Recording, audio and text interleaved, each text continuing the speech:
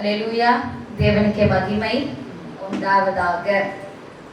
தேவனுடைய வார்த்தைகளை நம்ம இந்த நாளில இந்த ஷபாத்துல நம்ம தியானிக்க போகிறோம். தேவனுடைய வார்த்தைகளை தியானிக்கும் பொழுது அவருடைய வார்த்தைகள் நம்மை பலப்படுத்தி அவருடைய ராஜ்யத்திற்கு நேராக வழிநடத்துகிறதாக இருக்கிறது என்பதை சிந்தித்து, அவருடைய வார்த்தை தான் நம்மை பரிசுத்தப்படுத்தி நம்மை அவருடைய ராஜ்யத்தின் வழியிலே செல்ல உதவி செய்கிறது என்பதையும் நாம உணர்ந்து இந்த வார்த்தைக்கு செவி கொடுத்து கேட்க வேண்டும். அல்லேலூயா. எல்லாரும் எப்படி இருக்கீங்க? அல்லேலூயா. தேவனுடைய கிருபை மாத்திரமே நம்மை வாழ வைத்துக் கொண்டிருக்கிறது. ஆமென். அல்லேலூயா. தேவனுடைய வார்த்தைகளை தியானிப்பதற்கு முன்பாக நம்மை நாமே தாழ்த்தி தேவனுடைய சமூகத்துல இந்த உண்மையான நிலமாக இருந்து, நல்ல நிலமாக இருந்து அவருடைய வார்த்தை என்கிறதான இந்த விதையை ஏற்றுக்கொண்டு கனிதர மரமாக வளர நம்மை நாமே ஒப்புக் கொடுப்போம்.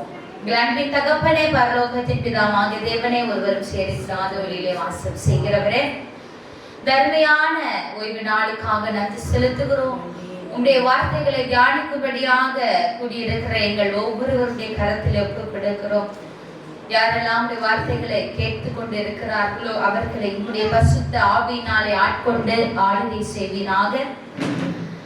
இருதயம் நல்ல நிலமாக உடைய வார்த்தைகளை ஏற்றுக்கொண்டு நூறாக பெருகி கனிதர மரமாக உமக்கு கனிகளை தந்து உங்களுடைய ராஜ்யத்திற்கு சாட்சி உள்ளவர்களாக இருந்து நாங்கள் நடக்க உதவி செய்வீராக. லிதியாளின் இருதயத்தை தேவனுடைய வார்த்தைகளை கேட்கும்படியாக திறந்த தேவன் தாமே எங்களுடைய இருதயத்தை திறந்து உங்களுடைய வார்த்தைகளை கேட்டு அதன்படி நடக்க உதவி செய்யுங்க. யெகோவாவின் நாமத்தினால் பிதாவே, ஆமென். ஹல்லேலூயா. ஹல்லேலூயா. ஹல்லேலூயா. ஹல்லேலூயா. ஒருத்தர் சத்தம் தான் கேட்குது. அர்த்தம் சத்தம் கேட்கணும்ல.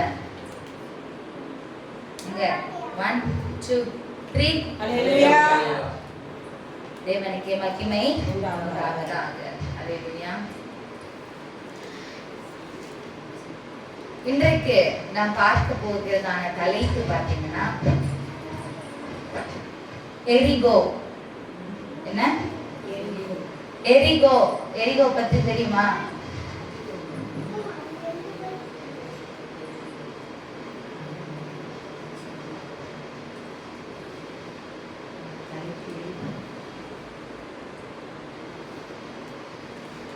எரிகோ தான் என்னன்னு தெரியுமா?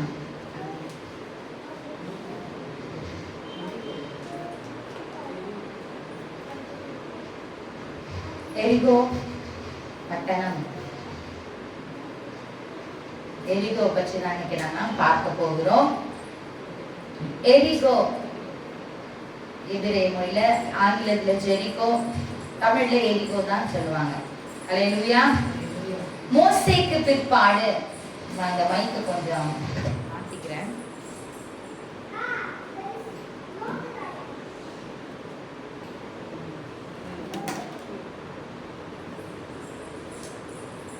அல்லேலூயா.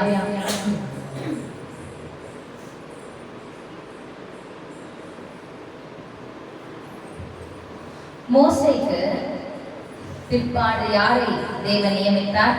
மோசேக்கு அடுத்தது நம்ம தோராவை வாசிக்கும் பொழுது 5 தோராக்கள் முடித்த பிறகு என்ன தேவன் வாக்கு பண்ணினார்? கானான் தேசத்துக்குள்ளாக பிரவேசிக்கும்படியாக தானே வாக்கு பண்ணினாரு. அப்ப அடுத்ததாக மோசேக்கு பிறகு யாரை நியமித்தார்? யோசுவாவை. யோசுவா, யெஷுவா எல்லாம் நாம் நம்ம ஒன்றுதான். அல்லேலூயா. யோசுவாவை தேவன் நியமித்தார். இன்றைக்கு நம்ம ஒரு சரித்திரத்துல இன்னும் இந்த சரித்திரம் இனிமேலும் பேசிக்கொண்டு இருக்கிற ஒரு காரியத்தை பற்றி நம்ம இன்னைக்கு தியானிக்க போகிறோம். இன்னமும் இந்த சரித்திரம் பேசிக்கொண்டே இருக்கிறது. இன்றைக்கும் எருசலேமிலே நாம் சென்று பார்த்தோமே ஆனால் இந்த எரிகோ பட்டணத்தினுடைய சரித்திரம் பார்த்தா நமக்கு தெரியும். தேவன் எப்படியாக அவருடைய வார்த்தையை நிறைவேற்ற வல்லவராக இருக்கிறார் என்று. கதைலாம் ரொம்ப பிடிக்கும் இல்லையா?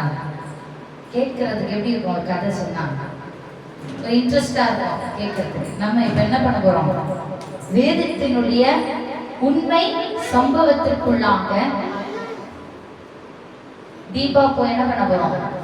தியானிக்க போகிறோம். நம்ம உண்மை சம்பவத்தை நினைத்து எப்படி நடந்திருக்கோம் இதெல்லாம் இப்ப நம்ம தியானிக்க போகிறோம். தேவன் நான் இஸ்ரவேலருக்கு கானான் தேசத்தை தருவேன் என்று நீங்க எல்லாம் என்ன பண்ணுங்க? யோர்தான் நதியை கடந்து போகும் பொழுது கானான் தேசம். கானான் தேசம் எப்படிப்பட்ட தேசமா இருக்குன்னா பாலும் தேனும் ஓடுகிற தேசம். கானான் தேசம் எப்படிப்பட்ட தேசம்? பாலும் தேனும் ஓடுகிற தேசத்தை தேவன் இஸ்ரவேலருக்கு வாக்கு பண்ணினார். அந்த தேசத்தை கடைபிடிக்கும், அந்த தேசத்தை பிடிக்கும்படியாக தேவன் என்ன பண்ணாரு? யோசுவாவின் மூலமாக இஸ்ரவேலரை அனுப்புகிறார். ஹல்லேலூயா. இதைதான் நம்ம இன்னைக்கு பார்க்க போறோம். இந்த கானான் தேசத்தில் இருக்கக்கூடியவங்க எரிகோ பட்டணத்தினுடைய உண்மை சம்பவத்தை நம்ம இன்னைக்கு வாசித்து தியானித்து நம்முடைய தேவன் எப்பேற்பட்ட பராக்கிரமம் உள்ளவர், எப்பேற்பட்ட அதிசயமானவர் என்பதை நாம் அந்த வேலையில நம்ம தியானிக்க போகிறோம். ஹல்லேலூயா. வாசிக்கலாம். எல்லாரும் எடுத்து வைத்துக் கொள்ளுங்கள். யோசுவா 5ஆம் அதிகாரம்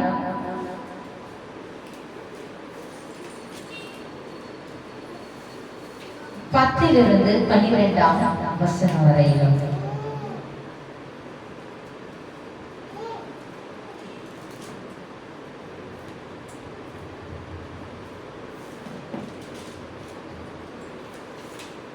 யோசுவா 5ஆம் அதிகாரம் 10 to 12 வசனம் வரையிலும் வாசிக்கலாம்.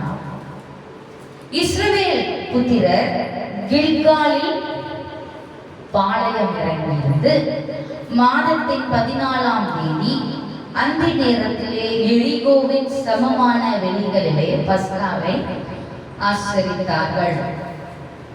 இப்ப எங்க வராங்க அப்படின்னா கானான் தேசத்துக்குள்ள யோர்தானெல்லாம் கடந்துட்டாங்க.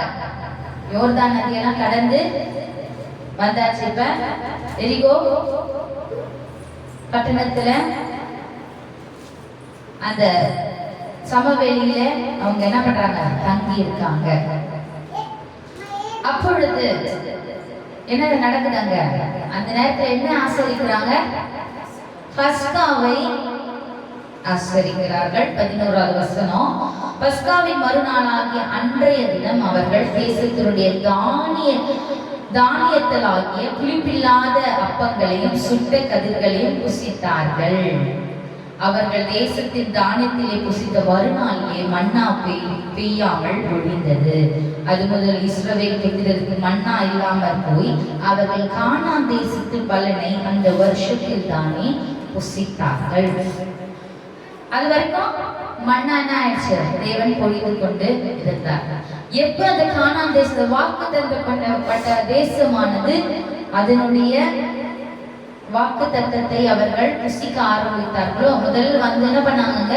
அங்க இருக்கிற கதிர்களை மூலமாக பஸ்கா புளிப்பில்லாத அப்பத்தை என்ன பண்ணாங்க? புசித்தார்கள். அப்பத்துல இருந்து என்ன ஆயிடுச்சு? மன்னா நிறுத்தப்பட்டது. ஏன்? அவர்களுடைய ஆசீர்வாதம் என்றது அவர்களுக்கு வந்துடுச்சு. ஹல்லேலூயா.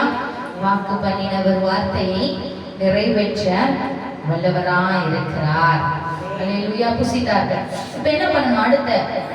அடுத்த ஒரு லெவலுக்கு தேவன் என்ன பண்றாரு? நடத்தி கொண்டிருக்கிறார். வாசிக்கலாம். 11வது வசனத்திலிருந்து 15வது வசனம் வரைக்கும். பின்னர் யோசுவா எரிகோவின் வெளியிலிருந்து தன் கண்களை ஏறெடுத்து பார்க்கும்போது இதோ ஒருவர் அவருக்கு எதிரே நின்றார். உருவின பட்டயம் அவர் கையில் இருந்தது. யோசுவா அவரிடத்தில் போய், நீர் எங்களை சேர்ந்தவரோ எங்கள் சத்துருக்களை சேர்ந்தவரோ என்று கேட்டார். அதற்கு அவர், அல்ல, நான் யாவே தேவனுடைய சேனையின் அதிபதியாய் இப்பொழுது வந்தேன் என்றார். அப்பொழுது யோசுவா தரையிலே முகங்குப்புற விழுந்து பணிந்து கொண்டு அவரை நோக்கி, ஆண்டவரே, தமது அடியனுக்கு சொல்லுகிறது என்னவென்று கேட்டார். அப்பொழுது யாவே தேவனுடைய சேனையின் அதிபதி யோசுவாவை நோக்கி, உன் கால்களில் இருக்கிற பாத ரட்சணிகளை கழற்றி போடு, நீ நிற்கிற இடம் பரிசுத்தமானது என்றார். யோசுவா அப்படியே செய்தார். கானான் தேசத்துக்கு முன்பாக வரும் பொழுது கானான் தேசத்தை வேவு பார்க்கும்படியாக அனுப்புவார். தெரியுமா? யோசுவா அனுப்புவார். வேவு பார்க்கும்படியாக மனுஷர்களை அனுப்புவார். அவங்க போய் வேவு பார்க்கும் போது ராகாப் என்கிறதான ஒரு வேசி, அவங்க மூலமாக இஸ்ரவேலர்கள் காப்பாற்றப்பட்டு அவங்க வீட்டு அறையில பத்திரமாக பாதுகாக்கப்பட்டு அப்புறமா என்ன பண்ணுவாங்க, இஸ்ரவேல் ஜனங்கள் வருவாங்க. ராகாப் அப்பொழுது அவங்க என்ன பண்ணாங்க, இஸ்ரவேலர்களை காட்டி கொடுக்காமல் இருந்ததுனால அவர்களும் அவர்கள் குடும்பத்தாரும் காப்பாற்றப்படுவார்கள் என்று வாக்கு பண்ணிவிட்டு இஸ்ரவேலர் வருவாங்க. இப்ப அந்த ராகாப் எங்க இருக்காங்க? எரிகோ பட்டணத்துலதான் இருக்கிறார்கள்.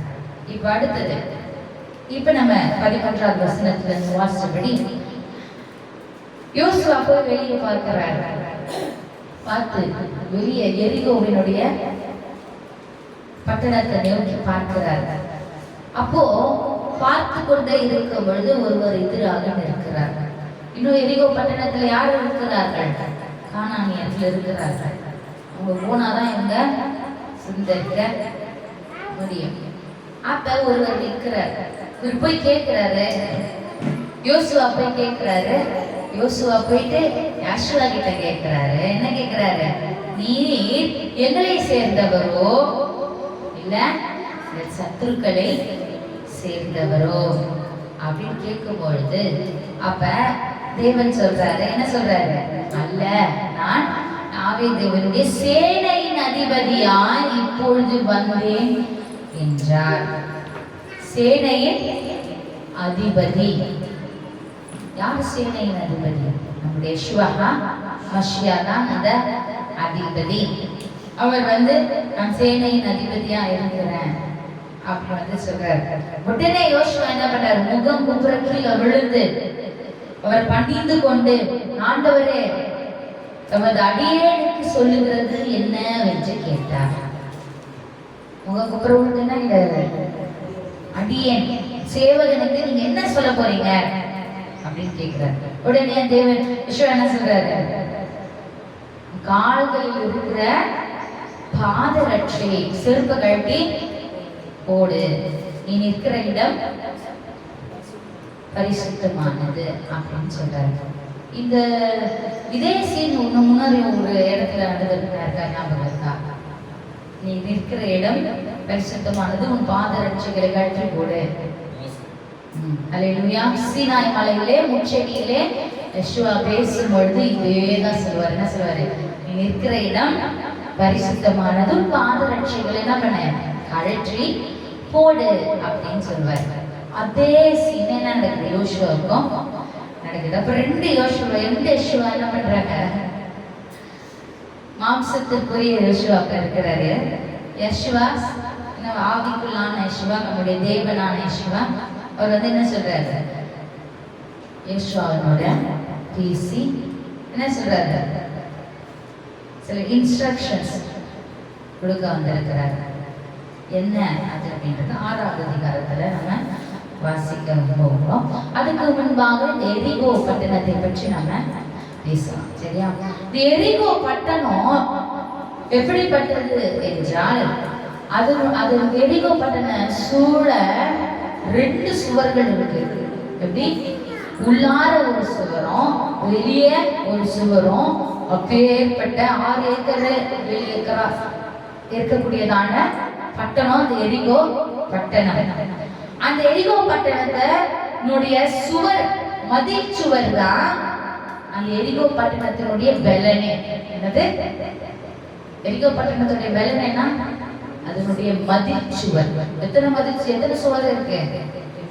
உள்ளார ஒரு சுவர் இருக்கு, வெளியாக ஒரு சுவர் இருக்கு. இந்த அந்த சுவரினுடைய ஹைட் எவ்வளவு தெரியுங்களா? 750 அடி. 750 அடி உயரமுள்ள சுவர் அந்த எரிகோ பட்டணமாக இருக்கிறது. ஹல்லேலூயா. சரி, அது ஒரு மேப் மாதிரி நம்ம பார்த்தா இன்னும் கொஞ்சம் தெரியாம நினைக்கிறேன். பாத்தீங்கன்னா பாருங்க, இதுக்குள்ளார ஒரு சுவர், அதுக்கு வெளியாக ஒரு சுவர். இப்படிதான் எரிகோ பட்டணம் இப்படிதான் இருந்தது இப்பொழுது வரைக்கும், யோசுவா என்ட்ரி கொடுக்கிற வரைக்கும். இப்படிப்பட்டதான் இந்த பட்டணம் பழைய காலத்திலிருந்து இருக்கிற பட்டணம். இதனுடைய மதில் சுவருக்கே இதை சுற்றிலும் ஒரு வாட்ச் டவர் இருக்கும். நின்று பகைவர்கள் வராங்களா இல்லையான்னு சொல்லிட்டு ஒரு சோல்ஜருக்கான ஒரு இது இருக்கும். பாத்தீங்கன்னா இங்க தெரியும், இதை சுற்றிலும் இங்க ஒரு போர் வீரர் நின்று பார்க்கக்கூடியதானே, இங்க ஒரு போர் வீரர் நின்று பார்க்கக்கூடியதானே. இங்க அப்படி சுத்தி என்ன இருக்கு? வாட்ச் டவர் சொல்லுவாங்க ஆங்கிலத்துல. போர் வீரர் நின்று பகைவர்கள் வரார்களா இல்லையா அப்படின்னு பார்க்கக்கூடியதான இடம். அப்போ அப்பேற்பட்டதான இடம் ஒரு இப்படி பாதுகாப்பான இடமாக, நல்ல ப்ரொடெக்ஷன் நிறைந்த இடமா அந்த இடத்த எரிகோ பட்டணம் இருந்தது. அதை சுற்றிலும் கானான் தேசமே சுற்றிலும் என்ன மரமா இருந்ததா? பனை மரங்கள். சுத்தி என்னது? பாம் ட்ரீஸ், பனை மரம் தான் நிறைய இருந்தது. இந்த முன்னாடி சொன்ன ராகாமேங்கிறதான இந்த வேசி கூட எங்க இருந்தாங்க? நான் வேசின்னு ஏன் சொல்றேன்னா, அவர்கள் பிற்பாடு அவர்கள் யெஷுவாவை ஏற்றுக்கொண்ட பிறகு அவர்கள் பரிசுத்தமானவர்களாக மாறிவிட்டாங்க. ஏன்னா அவங்க இப்ப எங்க இருக்காங்க? எரிகோக்குள்ள இருக்கிறாங்க. அதனால நான் அப்படி சொல்றேன். ஹல்லேலூயா. அவங்களோட சந்ததியில இருந்துதான் யார் வந்தாங்க தெரியுமா?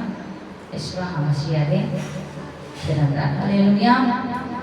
சரி, வாசிக்கலாம். 6வது அதிகாரம் 1 எரிகோ இஸ்ரவேல் புத்திரருக்கு முன்பாக அடைக்கப்பட்டிருந்தது. ஒருவரும் வெளியே போகவும் இல்லை, ஒருவரும் உள்ளே வரவும் இல்லை. எரிகோ எப்படி இருந்துச்சா? அந்த எரிகோ பட்டணத்தினுடைய கேட்டு க்ளோஸ்ட் ஆயிருந்துச்சா.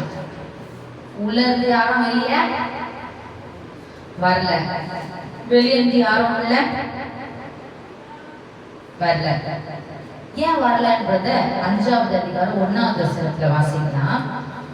இஸ்ரவேல் புத்திரர் கடந்து தீருமளவும் யாவே தேவன் யோர்தானின் தண்ணீரை அவர்களுக்கு முன்பாக வற்றி போக பண்ணினதை யோர்தானுக்கு மேல்கரையில் குடியிருந்த எமோரியரின் சகல ராஜாக்களும் சமுத்திரத்தின் அருகே குடியிருந்த கானானியரின் சகல ராஜாக்களும் கேட்டது முதல் கொண்டு அவர்கள் இருதயம் கரைந்து இஸ்ரவேல் புத்திரருக்கு முன்பாக சோர்ந்து போனார்கள்.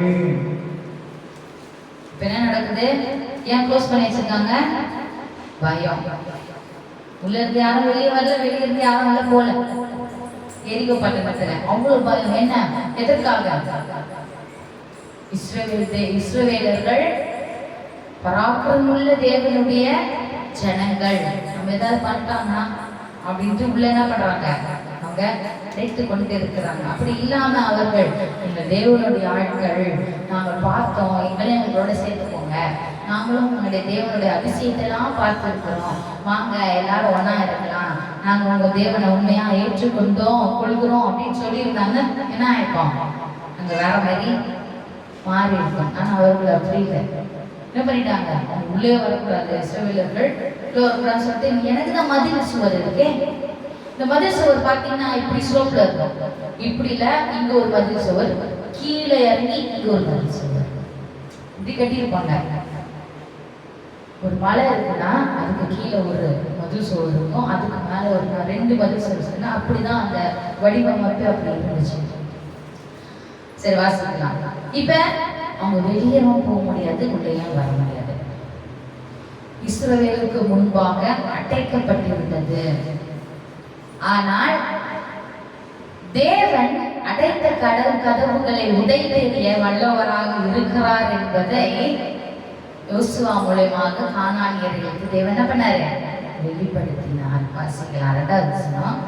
யாவே தேவன் யோசுவாவை நோக்கி, இதோ எரிகோவையும் அதன் ராஜாவையும் யுத்த வீரரையும் கையில் ஒப்பு கொடுத்து நிஷ்பா சொல்றாரு. என்ன சொல்றாரு? எரிகோவையும் அதன் ராஜாவையும் கையில நானு ஒப்பு கொடுக்கிறேன்.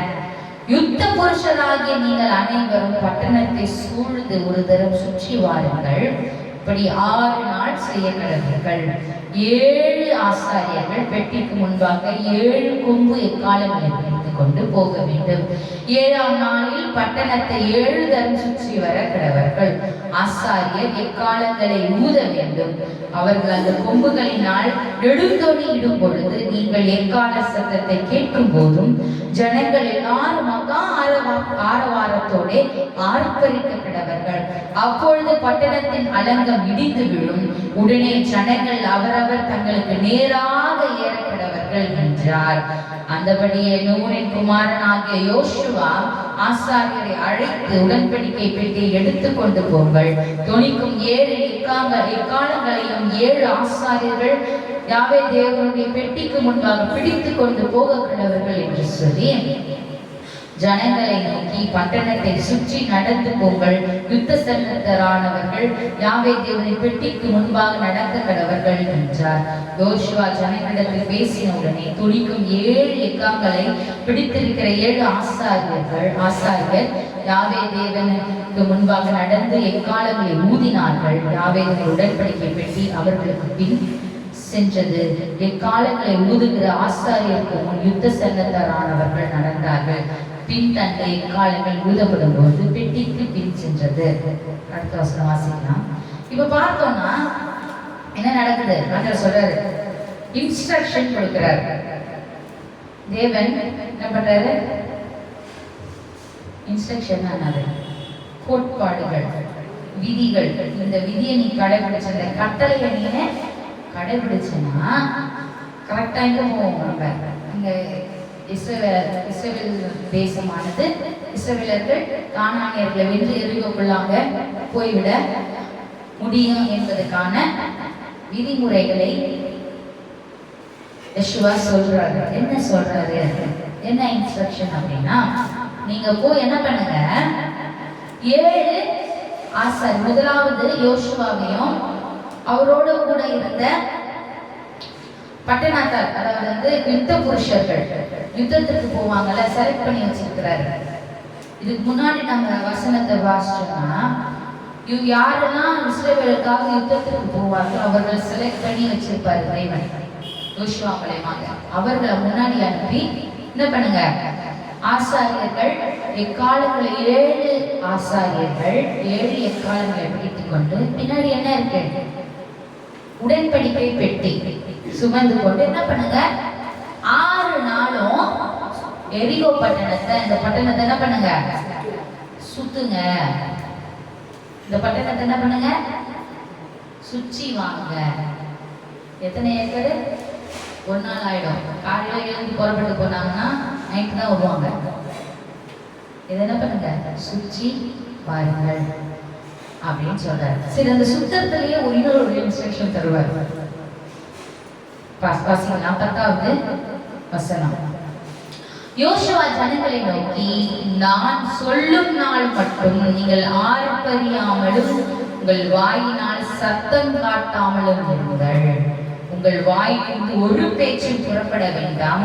ஆர்ப்பரியுங்கள் என்று உங்களுக்கு நான் சொல்லும் நாளிலே ஆர்ப்பரிப்பீர்களாக என்று கட்டளையிட்டிருந்தார்.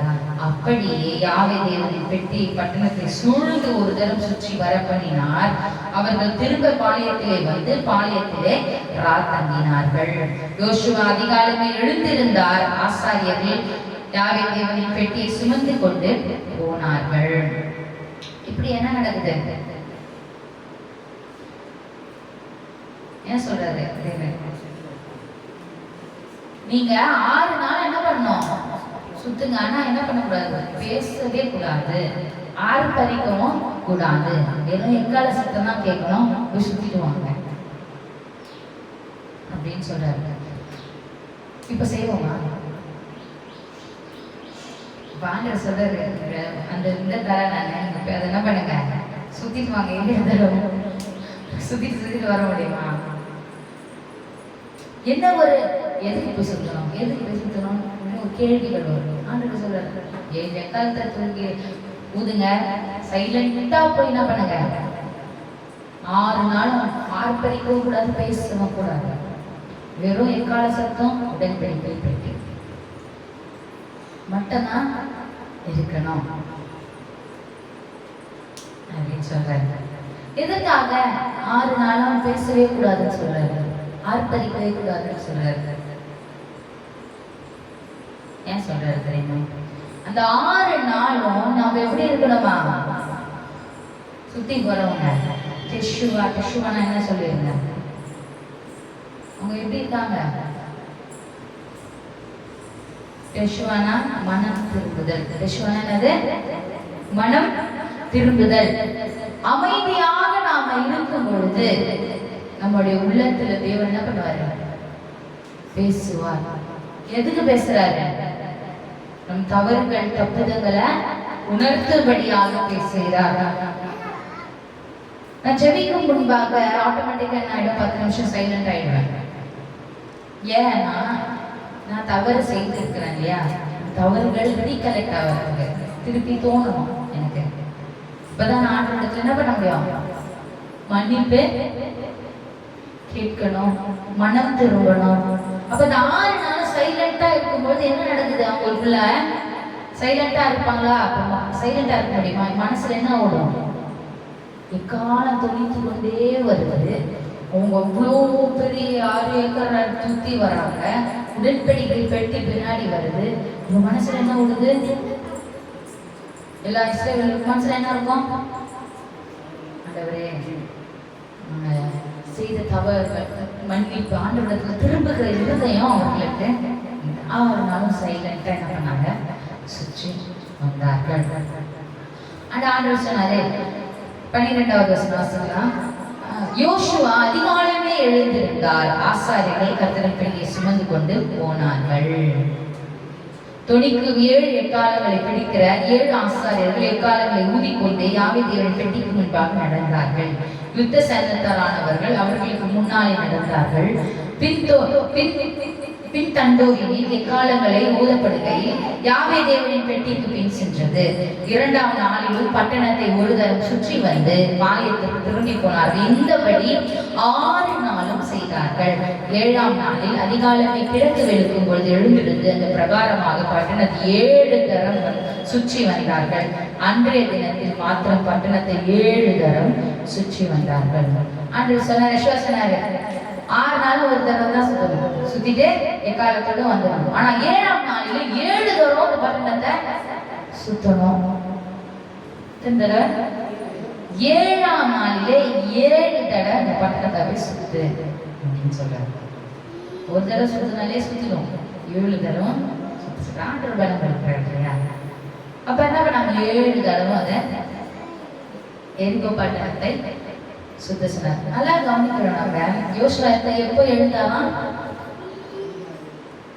யோசுவாவும் அவங்க கூட எப்ப எழுந்தாங்களாம்? அதிகாலமே எழுந்திருந்தார்கள்.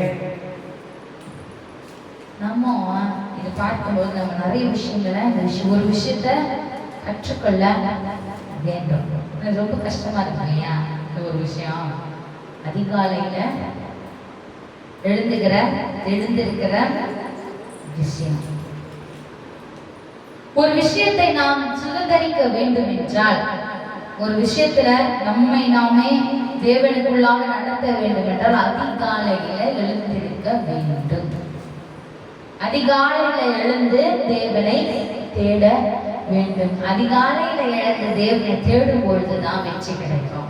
அதிகாலையில எழுந்து தேவன் அண்டையில சேரும் பொழுதுதான் அவருடைய திட்டங்கள் எல்லாம் தெளிவா நமக்கு என்ன ஆகும்? வெளிப்படுத்துவார், வழிநடத்துவார். ஆனா நம்ம அதை என்ன பண்றது இல்லை, செய்யறது இல்லை. நம்ம செய்யறதுக்கு பவுல் சொன்ன மாதிரி நான் செய்யறதான்படிக்கு என்ன பண்ணுது? மாம்சமானது தடை செய்கிறது. அப்பதான் பலவீனம் வருது, அப்பதான் தூக்கம் வருது, இப்பதான் உடம்பு சரியாதாகுது, இப்படி எல்லாம் மாறி மாறி வர்றதால நம்மளால என்ன பண்ண முடியல,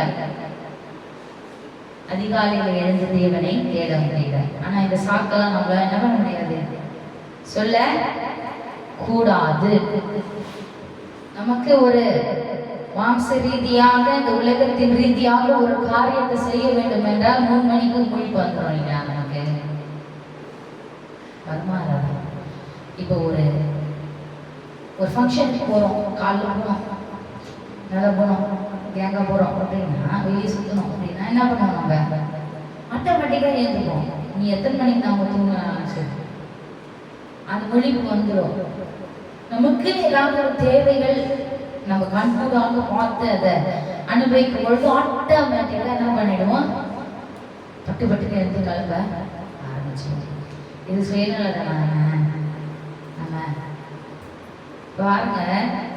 ஒரு கேள்வியும் கேட்காம யோசுவாவும் யுத்த வீரர்களும் ஆசாரியர்களும் அதிகாலையில எழுந்து இந்த பட்டணத்தை சுற்றி சுற்றி 7ஆம் நாள்ல 7 தவணை பண்றாங்க, சுற்றி வருகிறார்கள். இன்றைக்கு தேவன் நம்மோடு கூட என்ன தெரியுமா பேசுறாரு, அதிகாலையில எழுந்திருங்க, அதிகாலையில என்ன தேடுங்க. அதிகாலையில என்னை தேடும் பொழுது நமக்கு விரோதமாக இருக்கிற எல்லா எரிவோ மதிர்ச்சுவடுகளும் எவ்வளவு பெருசாயிருந்தாலும் அதையெல்லாம் நான் தகர்த்து விழச் செய்ய வல்லவராய் இருக்கிறேன் என்று சொல்கிறார். ஹல்லேலூயா. நமக்கு விரோதமாக கிரியை செய்கிற என்னவா இருக்கட்டுமே, அதிகாலையில என்னை தேடு. ஆண்டவர் என்ன சொல்றாரு, எல்லாவற்றையும் நான் தகர்ந்து விழச் செய்ய வல்லவராகிய ஒருவரும் நமக்கு முன்பாக எதிர்த்து நிற்பதில்லை.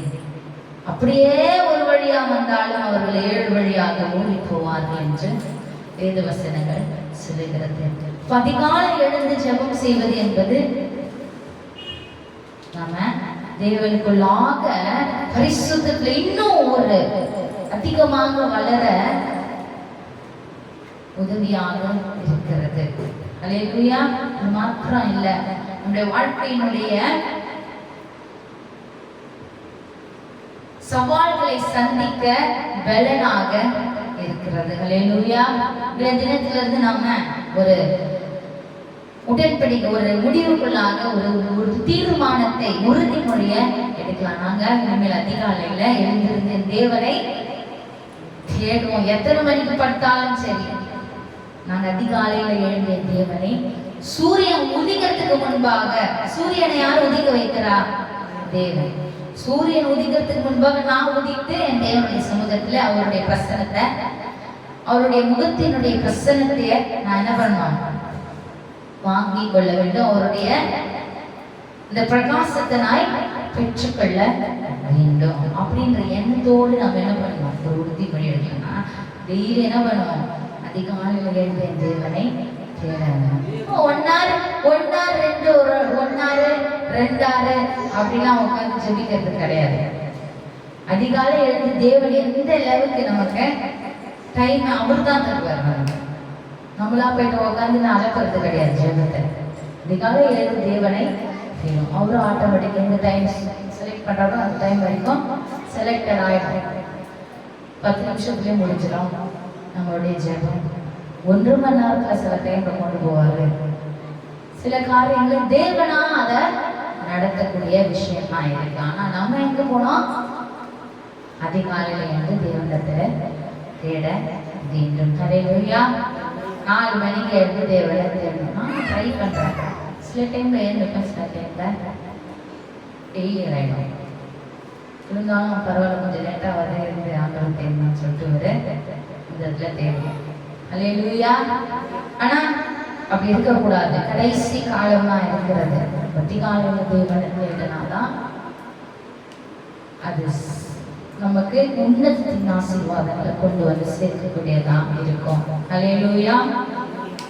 வாசிக்கலாம் 16வது வசனம். 15வது வசனத்தை வாசிச்சோம் நம்ம. அன்றைய தினம் அவர்கள் 7 தரம் அந்த பட்டணத்தை சுற்றி வந்தார்கள். 7ஆம் தரம் ஆசாரியர் எக்காலங்களை ஊதுகையில் யோசுவா ஜனங்களை நோக்கி, ஆர்ப்பரியுங்கள், பட்டணத்தை யாவே தேவன் உங்களுக்கு ஒப்பு கொடுத்தார் அப்படின்னு சொல்றாரு. 7 தடவை சுற்றி 7வது டைம்ல என்ன சொல்றாரு யோசுவா? அந்த 7ஆம் நாளிலே 7 தடவை சுற்றி 7வது சுற்றுல ஜனங்களை நோக்கி யோசுவா சொல்றாரு, ஆர்ப்பரியுங்கள். இப்ப என்ன பண்ணுங்க? சத்தம் விடுங்க. தேவனிடத்துல தேவனை நோக்கி கூப்பிடுங்க. ஆர்ப்பரியுங்கள், ஆண்டவரே என்று கூப்பிடுங்க. தேவன் உங்களுக்கு இந்த பட்டணத்தை ஒப்பு கொடுத்தார் என்று சொல்றார். உடனே என்னாச்சு என்பது அர்த்தத்துல வாசிக்கலாம். 17வது வசனம். ஆனாலும் இந்த பட்டணமும் இதில் உள்ள யாவும் யாவே தேவனுக்கு சாபத்தீடா இருக்கும். நாம் அனுப்பின ஆட்களை ராகாப் என்னும் வேசி மறைத்து வைத்தபடியால் அவளும் அவளோட கூட வீட்டுக்குள் இருக்கிற அனைவரும் மாத்திரம் உயிரோடு இருக்க கடவர்கள். சாபத்தீடானதில் ஏதாகிலும் எடுத்துக் கொள்ளுகிறதினாலே நீங்கள் சாபத்தீடாகாதபடிக்கும் இஸ்ரவேல் பாளையத்தை சாபத்தீடாக்கி அதை கலங்க பண்ணாதபடிக்கும் நீங்கள் சாபத்தீடானதற்கு மாத்திரம் எச்சரிக்கையாயிருங்கள். சகல வெள்ளியும் பொன்னும் வெண்கலத்தினாலும் இரும்பினாலும் செய்யப்பட்ட பாத்திரங்களும் யாவே தேவனுக்கு பரிசுத்தமானவைகள், அவைகள் யாவே தேவன் பொக்கிஷத்தில் சேரும் என்றார். எக்காலங்களை ஊதுகையில் ஜனங்கள் ஆர்ப்பரித்தார்கள். எக்கால சத்தத்தை ஜனங்கள் கேட்டு மகா ஆரவாரத்தோட முழங்குகையில் அலங்கம் இடிந்து விழுந்தது. உடனே ஜனங்கள் அவரவர் தங்களுக்கு நேராக பட்டணத்தில் ஏறி பட்டணத்தை பிடித்து பட்டணத்தில் இருக்கிற புருஷரையும் ஸ்திரீகளையும் வாலிபரையும் கிழவரையும் ஆடு மாடுகளையும் கழுதைகளையும் சகலத்தையும் பட்டய கருப்பினால் சங்காரம் பண்ணினார்கள். யோசுவா தேசத்தை வேவு பார்த்த 2 புருஷரை நோக்கி, நீங்கள் அந்த வேசியின் வீட்டிலே போய் நீங்கள் அவளுக்கு ஆணையிட்டபடியே அந்த ஸ்திரீயையும் அவருக்கு உண்டான யாவையும் அங்கே இருந்து வெளியே கொண்டு வாருங்கள் என்றார். அப்பொழுது வேவுக்காரரான அந்த வாலிபர் உள்ளே போய் ராகாப்பையும் அவள் தகப்பனையும் அவள் தாயையும் சகோதரர்களையும் அவளுக்குள்ள யாவையும் அவள் குடும்பத்தார் அனைவரையும் வெளியே அழைத்து கொண்டு வந்து அவர்களை இஸ்ரவேல் பாளையத்துக்கு புறமே இருக்கும்படி பண்ணினார்கள். பட்டணத்தையும் அதில் உள்ள யாவையும் அக்கினியினால் சுட்டரித்தார்கள். வெள்ளியையும் பொன்னையும் வெண்கலத்தினாலும் இரும்பினாலும் செய்த பாத்திரங்களை மாத்திரம் யாவையும் ஆலய பொக்கிஷத்திலே சேர்த்தார்கள். எரிகோவை வேர்ந்து பார்க்க யோசுவா அனுப்பின ஆட்களை ராகாப் என்னும் வேசி மறைத்து வைத்தபடியினால் அவைகளையும் அவள் தகப்பன் வீட்டாரையும் அவளுக்குள்ள யாவையும் யோசுவா உயிரோடே வைத்தார். அவள் இந்நாள் வரைக்கும் இஸ்ரவேல் நடுவிலே குடியிருக்கிறார். அக்காலத்தில் யோசுவா இந்த எரிகோ பட்டணத்தை கட்டும்படி 7 மனுஷன் யாவே தேவனுக்கு முன்பாக சபிக்கப்பட்டிருக்க கடவன். அவன் அதன் அஸ்திவாரத்தை போடுகிற போது தன் மூத்த குமாரனையும் அதன் வாசல்களை வைக்கிற போது தன் இளைய குமாரனையும் சாக கொடுக்க கடவுள் என்று சாபம் கூறினார். இவ்விதமாய் யாவே தேவன் யோசுவாவோடு கூட இருந்தார். அவர் கீர்த்தி தேசமெங்கும் பரவிச்சு. என்ன நடந்தது? 7வது ஆரம்பித்தாரு. அலங்க என்ன ஆயிடுச்சான்? அந்த தேசத்துக்கே அந்த பட்டணத்திற்கே அந்த உயரமான அந்த மதில் சுவர் தான் ஒரு பெலனாக இருந்தது. அந்த மதில் சுவரை யாராலும் இடிக்க ரொம்ப அதிகமான படை வீரர்கள் எல்லாம் வேணும். இடிக்கணும்னா தகர்த்து விட அதிகமான படை வீரர்கள்.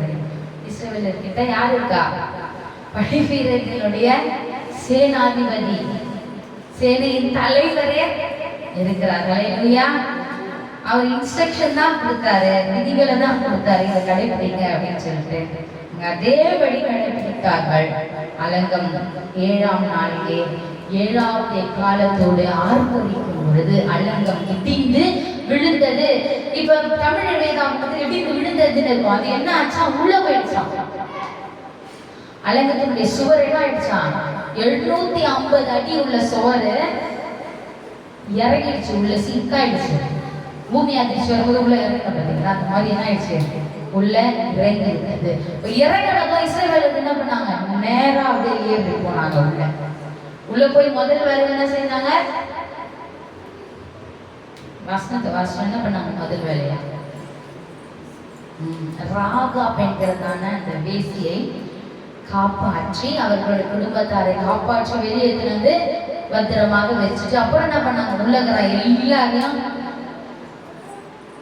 கொன்று விட்டு என்னென்னலாம் தேவன் ஆலயத்தின் பொக்கிஷத்துல சேர வேண்டும் அதை மட்டும் கொண்டு போய் வச்சு எல்லாரையும் என்ன பண்ணிட்டாங்க, கொளுத்திட்டாங்க. பட்டணத்தையே கொளுத்தி விட்டார்கள், தீக்கிரைக்காக்கினார்கள். ஏன் தெரியுமா?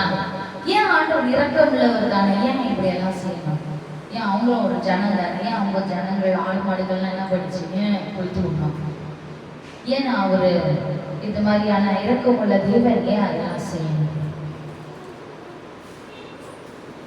அப்படின்னு பார்க்கும் பொழுது, இரக்கமுள்ள தேவன் தான் அவர்களுக்கு ஜீவனை தந்து வைத்திருக்கிறார். அவர் தான் ஜீவனின் அதிபதி. ஒரு மனுஷன் மரிக்கிறதும் பிறக்கிறதும் அவருடைய கையில் இருக்கிறது இல்லையா? இப்படிப்பட்ட ஜனங்கள், தன் சுயநலமாக சிந்திக்கிற ஜனங்கள், தான் வாழணும், தான் குலம் வாழணும் என்று நினைக்கிற ஜனங்கள், அடுத்தவர்களை பழிவாங்குகிற ஜனங்கள் தேவனுக்கு அருவருப்பானவர்கள். அதனாலதான் என்ன பண்றாரு, தேவன் எல்லாரையும் கொல்ல சொன்னார். அது மாத்திரமல்ல, இஸ்ரவேலர்களும் தேவனுக்கு கீழ்ப்படினா கொன்றுவார். அங்கேயும் தேவன் பட்சபாதம் பார்க்காதவர். அங்க ஒரு ஜட்ஜ்மெண்ட், அங்க ஒரு தீர்ப்பு, இங்க ஒரு தீர்ப்புலாம் அவருக்கு கிடையாது. என் ஜனம் தப்பு பண்ணாலும் தப்புதான், மற்ற புறஜாதியார் தப்பு பண்ணாலும் தப்புதான். எப்படி பொன்கன்று குட்டிய வழங்கி கட்டளைக்கு கீழ்ப்படியாதவர்கள் என்ன பண்ணாரு, கொண்டு போடுன்னு சொல்லிட்டாரு. கொண்டு போட்டாங்களா? எல்லாரையும் 3000 பேர் அங்க கொல்லப்பட்டாங்க. எப்ப? பொன்கன்று குட்டிய வணங்கும் போது இஸ்ரவேலர்கள் 3000 பேர் கொல்லப்பட்டாங்க. அப்ப அவங்க யார் ஜனம்? இஸ்ரவேலர்கள், தேவ ஜனம், தேவனுடைய ஜனங்கள் தானே. அப்ப அவர் தேவன் பட்சபாதம் பார்க்காதவர். தவறுனா தவறுதான், உண்மைனா கொண்டு அப்படின்றத அவர் கட்டளை இட்டார்னா அந்த கட்டளைய செய்ய வேண்டும். அல்லேலூயா. இப்படி அவர்கள் 7ஆம் தரம் சுற்றி வந்து ஊதுகை ஆர்ப்பரிக்கும் போது அலங்கம் இடிந்து விழுந்தது. அதிலிருந்த ராகாப் என்கிறார் அவங்க என்ன பண்ணாங்க, காப்பாற்றப்பட்டார்கள். எதற்காக? நம்முடைய தேவனை அவர்கள் அறிந்திருக்கும். உங்களுடைய தேவன் அந்த பட்டணத்திலேயே ராகாப் மாத்திரம்தான் அவங்க தேவன் எப்படிப்பட்ட தேவன் பாரு, அவ்வளவு அதிசயமான தேவனா இருக்கிறாருன்ற நினைத்து இஸ்ரவேலர்கள் அங்க வேறு பார்க்க வரும்போது என்ன பண்ணாங்க, நீங்க போயிட்டு ஒளிச்சுக்கோங்கன்னு சொல்லிட்டு ஒளி வச்சுட்டு கானானியர்கள் வந்து இஸ்ரவேலர்கள் வந்தாங்களா வேறு பார்க்கும்படி சொல்லும்போது, இல்ல அவங்களாம் யாரும் வரல, அவங்களாம் போயிட்டாங்களே அப்படின்னு சொல்லுவாங்க. அவங்கள போக விட்டு பின்னாடி சைடு ஒரு கூடையிலே எதுவும் மறைச்சு என்ன பண்ணுவாங்க, இறக்கி விட்டுருவாங்க. காப்பாற்றினாங்க அந்த ராகாப். அப்ப என்ன நடக்குது?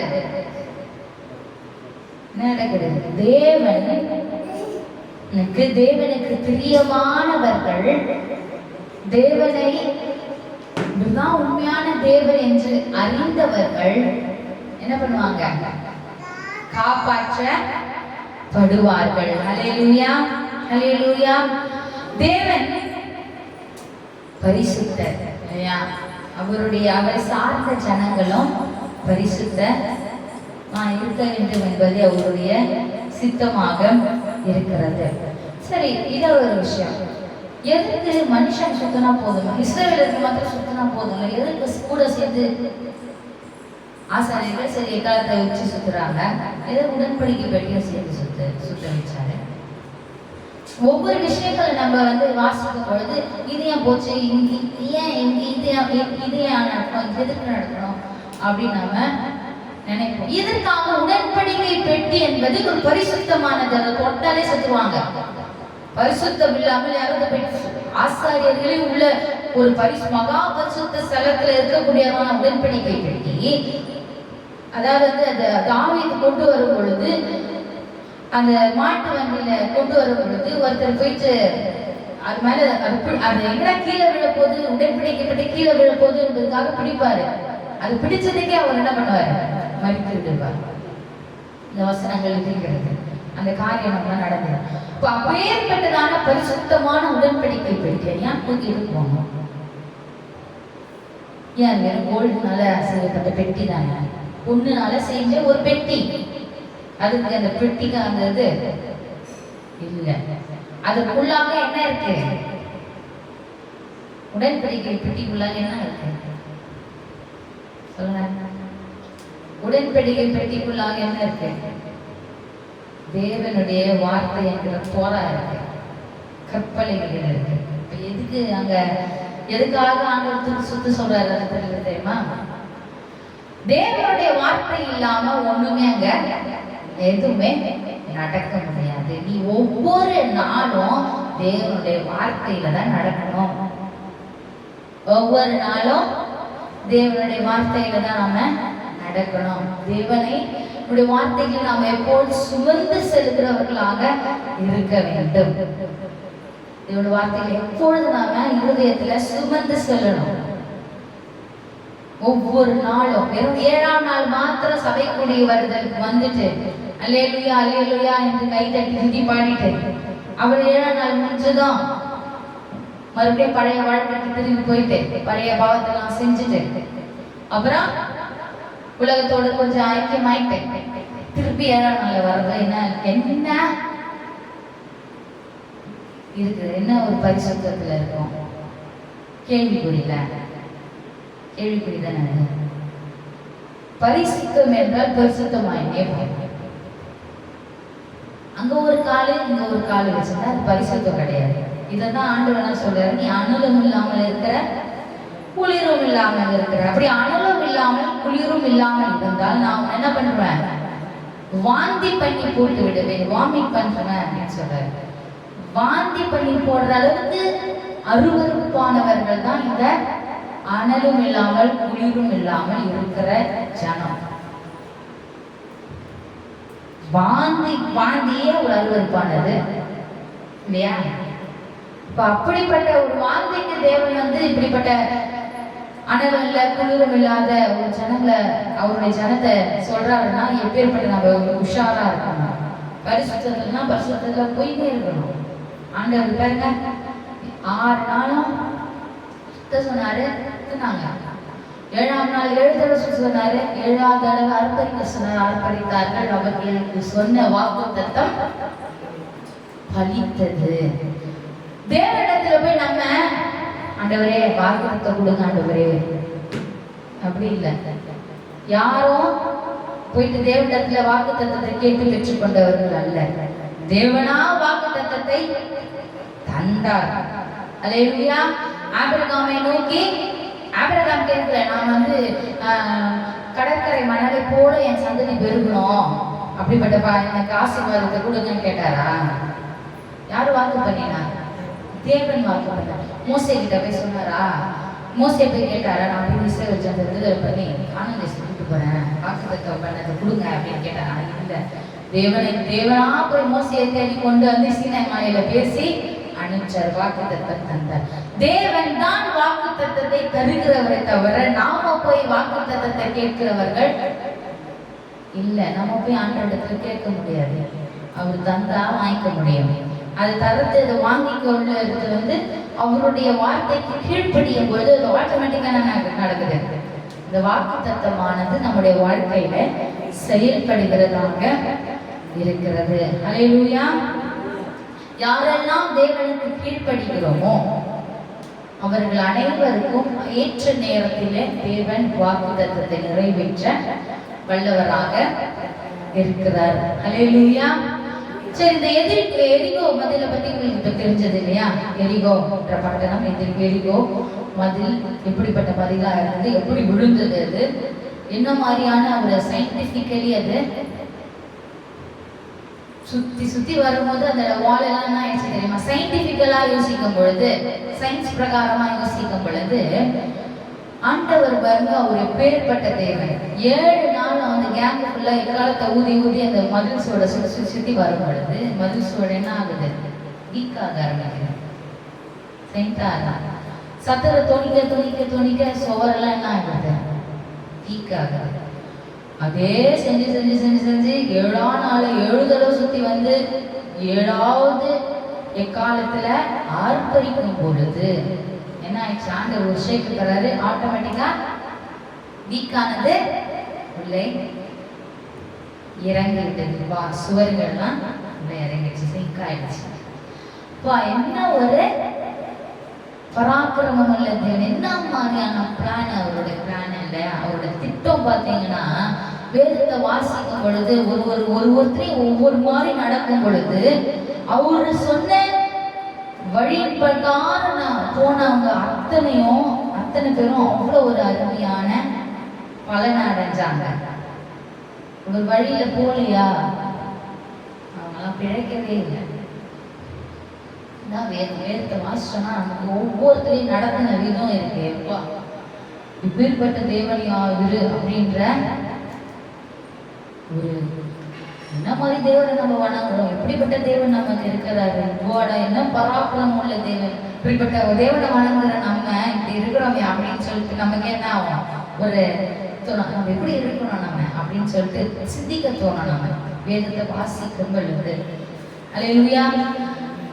இன்றைக்கு இந்த எரிகோ பட்டணம் எதற்காக ஒப்பிடும்? அன்றைக்கு வாக்குத்தத்தத்தை சுதந்திரிக்கும்படியாக அந்த தேசத்தை சுதந்திரிக்கும்படியாக எரிகோ பட்டணத்தை தேவன் சுவர்களை இடிந்து விழ செய்தார். இன்றைக்கு நம்ம என்ன பண்றோம்? இன்றைக்கு நமக்கு எரிகோ சுவராக இருக்கிறது என்ன? சொல்லுங்க. இன்னைக்கு நம்ம எரிகோ சுவர் எங்க இருக்குது? நம்முடைய எரிகோ சுவர் என்ன? எப்படி அதை நீதி விழ வைக்கிறது? இனி ஐடியா? இன்றைக்கு நமக்கு தேவனுடைய வாக்குத்தத்தத்தை சுதந்திரிக்கும்படியாக தடையாமல் இருக்கிற எரிகோ சுவர் எது தெரியுமா? நம்முடைய பாவம், நம்முடைய இச்சை, சுயநலம், துர்க்குணம், பொல்லாப்பு, தேவனுக்கு கீழ்ப்படியாமை, இதெல்லாம் சேர்ந்ததுதான் எரிகோ மதிலாக நமக்கு தேவனிடத்துல அவர் வார்த்தைய நம்ம சுதந்திரித்து கொள்ளாதபடிக்கு தடை செய்து கொண்டு இருக்கு. அப்ப அப்படிப்பட்டதான எரிகோ மதில் இடிந்து விழ வேண்டும் என்றால், மாம்சத்தினுடைய இச்சைகள் சாக வேண்டும் என்றால், இடிந்து விழ வேண்டும் என்றால் நம்ம என்ன செய்யணும்? வருஷத்தினுடைய 365 நாளும் தேவனை தேட வேண்டும், தேவனுக்கு பிரியமானதை செய்ய வேண்டும், அவருக்கு பிடிக்காத காரியத்தை செய்யக்கூடாது, தடை செய்து கொண்டே வர வேண்டும். ஒரு காலகட்டத்தில் என்ன ஆயிடும்? ஆண்டவர் நம்மை கரம் பிடித்து நம்மை வழி நடத்தி கொண்டு போவார். அல்லேலூயா, அல்லேலூயா. அப்ப இப்படிப்பட்டதான எரிகோ மதில்கள் நமக்கு முன்பாக இருக்கவே கூடாது. அது எப்போது தேவனுடைய வார்த்தை மூலியமாக அந்த எரிகோ பட்டணத்தை என்ன பண்ணணும்? இடிந்து விட செய்து கொண்டே இருக்கணும். இதை செய்யும் பொழுது ஒருவர் நமக்கு எதிர்த்து நிற்க முடியாது. சத்துருவான பிசாசானவன் நமக்கு எதிர்த்து நிற்க முடியாது. நம்மை விட்டு மாறாக என்ன பண்ணுவான்? ஓடிய போயிடுவான். ஆண்டவர் சொல்றாரு, பிசாசு என்ன பண்ணுங்க? பிசாசு என்ன பண்ணுங்க? எதிர்த்து நில்லுங்கள், அவன் உங்களை விட்டு என்ன பண்ணுவான்? ஓடி போவான். பிசாசு பாவம் செஞ்சுட்டேன், இந்த தவறு செய்யறேன் நான், ஐயோ ஆண்டவரே நான் தவறு செஞ்சுட்டேன், சரி நான் நாளைக்கு சப்பாத்துக்கு போக மாட்டேன், இந்த தவறு செஞ்சுட்டேன், நான் ஜெபிக்க போல தவறு செஞ்சேன், இந்த மாதிரி பண்ணக்கூடாது, நான் செஞ்சுட்டேன், ஆண்டோட வசனத்தை வாசிக்கணுமா இல்லை வாசிக்கணும், இப்படி என்ன பண்ணக்கூடாது? இப்படி பிசாசுக்கு இடம் கொடுக்கக்கூடாது. தவறு செய்தால் தேவனிடத்தில் சரண்டர் ஆயிடும். ஆண்டவரே அந்த தவறு செஞ்சுட்டு ஆண்டவரை என்ன மன்னிச்சுங்க, நான் இனிமேல் அடுத்து இந்த இதே தவறு என்ன பண்ணக்கூடாது, நான் செய்யக்கூடாது ஆண்டவரே, எனக்கு உதவி செய்யுங்க ஆண்டவரேன்னு சொல்லிட்டு அவருக்கு உதவியை நாடும் பொழுது தேவன் நமக்கு உதவி செய்கிறவராக இருக்கிறார். அதை விட்டு அதுலயே உட்காந்துட்டு இருந்தா, அதுலயே உட்காந்து ஏதாவது ஐயோ இது செஞ்சுட்டேன் அப்படின்னா அப்படியே அடுத்த செஞ்சுட்டே இருக்கும், அடுத்தடுத்து செஞ்சுட்டே இருக்கும். ஒரு நாள் ஃபுல்லா ஒரு சினிமா படம் பார்க்கணும் அப்படின்னா, ஆண்டவரே நீ ஃபுல்லா நான் வேஸ்ட் பண்ணிட்டேன், ஆண்டவரே சினிமா படமா பார்த்து தீர்த்துட்டேன், நான் பார்க்க மாட்டேன், ஆண்டவரே என்னை மன்னிச்சுடுங்க அப்படின்னு முகம் குப்புற உழுது ஆண்டவரிடத்துல பிறந்து, ஆண்டவரே என்னை மன்னிக்க ஆண்டவர், நான் இன்னும் செய்ய மாட்டேன் ஆண்டவரேன்னு சொல்லிட்டு ஆண்டவர்கிட்ட ஒப்பு கொடுத்துட்டு வந்துட்டோம்னா, அடுத்தது நம்ம போய் போடும் பொழுது நேற்று தானே நம்ம ஆண்டவர்கிட்ட மன்னிப்பு கேட்போம், செய்யக்கூடாதுன்னு பரிசுத்த ஆவியான என்ன ஆகும் நமக்கு, ஆண்டவர் வந்து சொல்லுவார், நேற்று தான் தப்பு பண்ண செய்யாது அப்படின்னு சொல்லிட்டு, அப்போ நமக்கு சுதாரிக்க தெரியும், செய்யக்கூடாது அப்படின்னு சொல்லிட்டு விட்டுருவோம். இதுதான் வழி நடக்குது. சரி ஒரு 2 நாள் குடிச்சா தொடர்ந்து, 3ஆவது நாள் டெய்லி குடிக்கலாம், கொஞ்சம் தானே குடிச்சிக்கலாம், கொஞ்சம் தானே அடிச்சுக்கலாம் அப்படின்னா என்ன நடக்குது, ஒவ்வொரு நாளும் அப்படியே குடிச்சு போக வேண்டியதுதான்.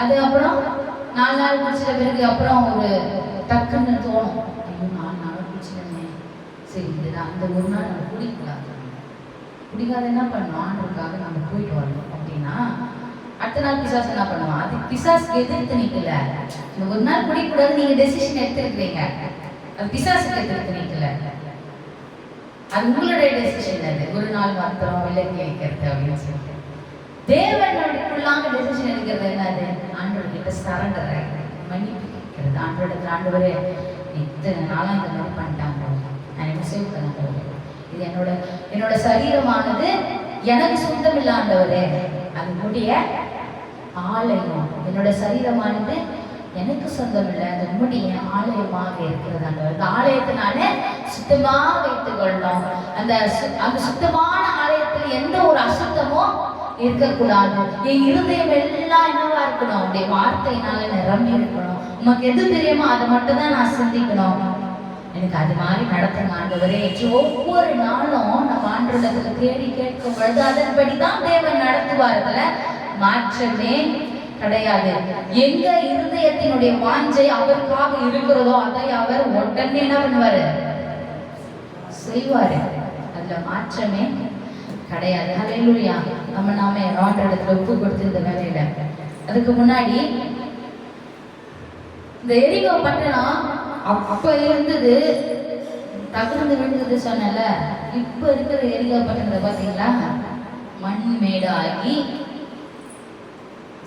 அந்த இடம் தான் இருக்கு, அதுல யாரும் குடியேற முடியாது, அதுல யாரும் குடியேறல இன்னும் பாருங்க, அப்படியே சுத்தி அந்த இடிந்து விழுந்த மதிலோட கூட இருக்குது இன்னமும் இஸ்ரவேல் தேசத்துல. தேவன் எப்படிப்பட்டவர் என்பதை இன்றைக்கு வரைக்க பேசுகிறதாக இருக்கு. அந்த மதிர்ச்சுவடெல்லாம் இருந்து எரியப்பட்ட மதிர்ச்சுவர்கள் கொளுத்துனாங்கல்ல, அதெல்லாம் அந்த இடிபாடுகள் எல்லாமே இருக்கு, இன்னி வரைக்கும் எரிகோ பட்டணத்துல இருக்கு. அந்த பட்டணத்துல யாரும் குடியேறவில்லை. ஏன்? யோசுவா சொன்னாரு, யாரெல்லாம் இந்த மதில கட்டுறாங்களோ, இதுல கட்டி குடியேறாங்க, அவங்கலாம் முதல் பையனையும் சாவடிச்சுதான், 2வது பையன் லாஸ்ட் பையனையும் சாவடிச்சு இல்லாத போயிடுவாங்க, அது சவுலா இருக்கட்டும் அப்படின்னு சொல்லுவாரு. இதுல இருந்து யாரும் எரிகோ பட்டணத்துக்குள்ளாக இஸ்ரவேலருக்கு பிற்பாடு யாரும் இல்லை. அல்லேலூயா, அல்லேலூயா. தேவனுக்கே மகிமை உண்டாவதாக, அவர் நல்லவர். அல்லேலூயா. நமக்கு நம்மை ஒரு நல்ல ஒரு பிரகாசமுள்ள வெளிச்சமுள்ள எதிர்காலத்தில் நம்மை கொண்டு சேர்க்க சித்தமுள்ளவராக இருக்கிறார். அதுக்கு தடையா இருக்கிறது நம்ம தான், நம்முடைய பாவங்கள், நம்முடைய இச்சைகள், நம்முடைய மாம்சத்தினுடைய சுயநலங்கள், இவைகள் என்கிறதான இந்த எரிகோ மதில்கள் தகர்ந்து விழ செய்யும்படியாக தேவனிடத்தில் நாம் கேட்போம். ஆண்டவரே, லோகத்தின் பிதாவாகின்றன இக்கால சத்தத்தோடு 7 நாள் அளவு எரிகோ பட்டணத்தை இஸ்ரவேலர்கள் சுற்றினார்கள். ஆசாரியர்கள் எக்காலம் ஊதினார்கள். 7ஆம் நாளில் 7ஆம் தரம் எரிகோ மதில் விழுந்தது. இது போல நாங்கள் ஒவ்வொரு நாளும் உம்மை தேடுகிறவர்களாக, எங்களுக்கு எதிராக மாம்சத்தின் இச்சைகள் போராட்டங்கள் எல்லாம் இந்த மதிலை போல இடிந்து விழ செய்ய எங்களுக்கு உதவி செய்யுங்க தகப்பனே.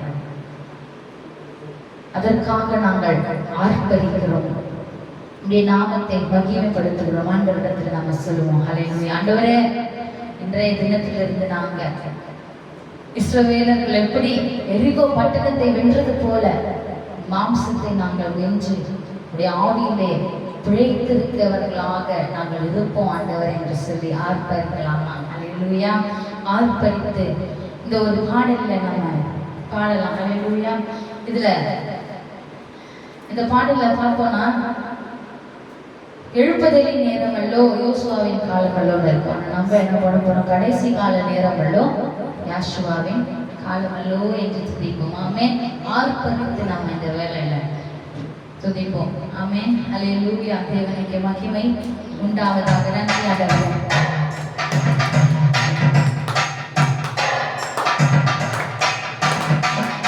ஆண்டவரே நல்லவரே வல்லவரே.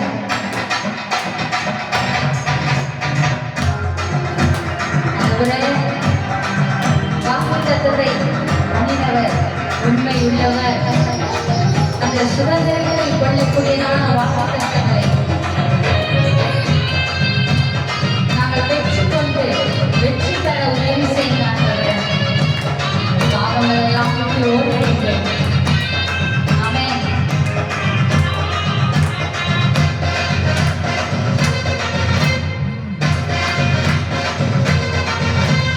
ஆர்ப்பரிப்போம், ஆர்ப்பரிப்போம், அழகு மிரியும் வரை ஆர்ப்பரிப்போம். ஆர்ப்பரிப்போம், ஆர்ப்பரிப்போம், அழகு மிரியும் வரை ஆர்ப்பரிப்போம். எங்கால் கூறி எரியோவை பிடிப்போம், ஆறுவார் துதியோடு கனானுக்குள் நுழைவோம். எங்கால் கூறி எரியோவை பிடிப்போம், ஆறுவார் துதியோடு கனானுக்குள் நுழைவோம். கடைசி கால நேரமல்லோ இது யெகோவாவின் காலமல்லோ. கடைசி கால நேரமல்லோ இது யெகோவாவின் காலமல்லோ. ஆர்ப்பரிப்போம், ஆர்ப்பரிப்போம், அழகு மிரியும் வரை ஆர்ப்பரிப்போம். ஆமென். நன்றி ஆண்டவரே.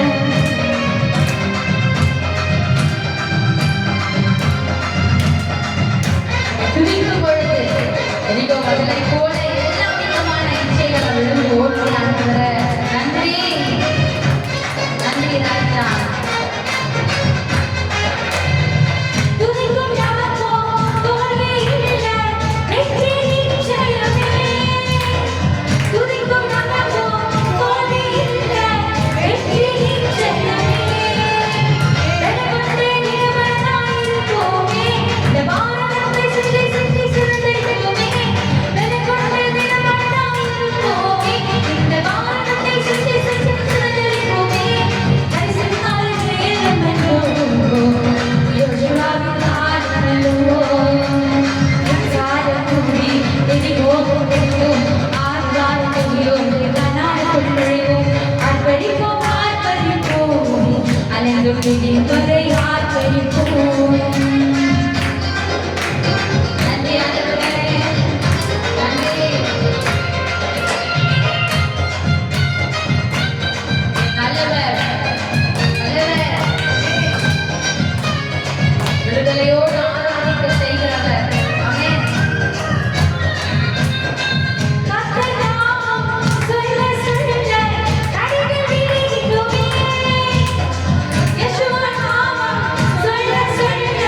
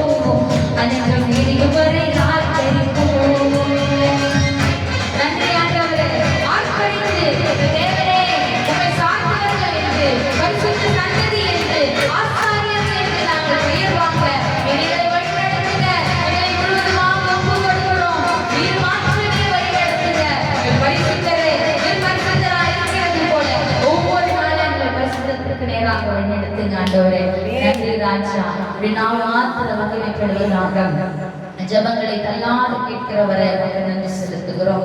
எங்களை விட்டு எடுபடாத நல்ல பங்கே மக்கள் நன்றி செலுத்துகிறோம். ராஜாதி ராஜாவே, எங்கள் விண்ணப்பங்களை எப்போது கேட்டுக் கொண்டிருக்கிறவரே, எங்களுடைய ஜபத்திற்கு பதில் அளிக்கிறவரே, ஏற்ற நேரத்தில் ஏற்ற காலத்துல எங்களுக்கு உதவி செய்ய வல்லவரே. நீ சொல்லியிருக்கு, ஏற்ற நேரத்துல தேசத்திலே மழை பெய்யும் என்று எங்கள் தகப்பனே, எங்களுக்கு உதவிகளை செய்வதே உமக்கு பிரியமாக இருக்கிறது என்பதை நாங்கள் அறிந்திருக்கிறோம். இஸ்ரவேலை காக்கிறவர் தூங்குவதும் இல்லை உறங்குவதும் இல்லை என்று வேதவசனம் சொல்லுகிறது. ஆண்டவரே, எப்போது எங்களுடைய நினைவாக நீங்கள் இருக்கிறீர்கள் என்பதை நாங்கள் அறிந்திருக்கிறோம். ஆண்டவரை அறிந்த நாங்கள் உம்மை எப்பொழுது எதற்காகவும் நாங்கள் விட்டுக் கொடுக்காதபடிக்கு, எப்பொழுது எதுவும் கிறிஸ்துவினுடைய அன்பை, மேசியாவினுடைய அன்பை எங்களை பிரிக்காதபடி இருந்து உம்முடைய வேதத்தில் பிரியமாயிருந்த கற்பனைகளை கடைபிடித்து ஆண்டவரே உமக்காக வாழ ராஜ்யத்தில் சேர எங்களுக்கு உதவி செய்து பலப்படுத்த வழிநடத்த அநேக ஆத்துமாக்கள் அழிந்து போகிற ஆத்துமாக்கள் அறிந்தும் வார்த்தைகளுக்கு கீழ்ப்படியாக இருக்கிற ஆத்துமாக்களை ஆண்டவரை விடுதலை செய்து உம்முடைய ராஜ்யத்திலே சேர்க்க அவர்களை நீத்தாமை வழிநடத்த முடியாத ஒப்பு கொடுத்து சொல்லிக்கிறோம். நாம் வாக்கியப்படுவதாம் நாமத்தின் அபிதாவே ஆமென். ஆத்மாவே தேவனை ஸ்தோத்திரி, மறவாதே. ஆமென். அல்லேலூயா. யாவே தேவன் உங்களை ஆசீர்வதித்து உங்களை காக்கப்படுவர். யாவே தேவன் தம்முடைய முகத்தை உங்கள் மேல் பிரகாசிக்க பண்ணி உங்கள் மேல் கிருபையாக இருக்கிறவர். யாவே தேவன் தம்முடைய முகத்தை உங்கள் மேல் பிரசன்னமாக்கி உங்களுக்கு சமாதானம் கட்டளையிடுகிறவர். அல்லேலூயா. இதுவரை அனைவருக்கும் ஷபாத் ஷலோம், ஓய்வு நாள் சமாதானம். ஆமென். அல்லேலூயா.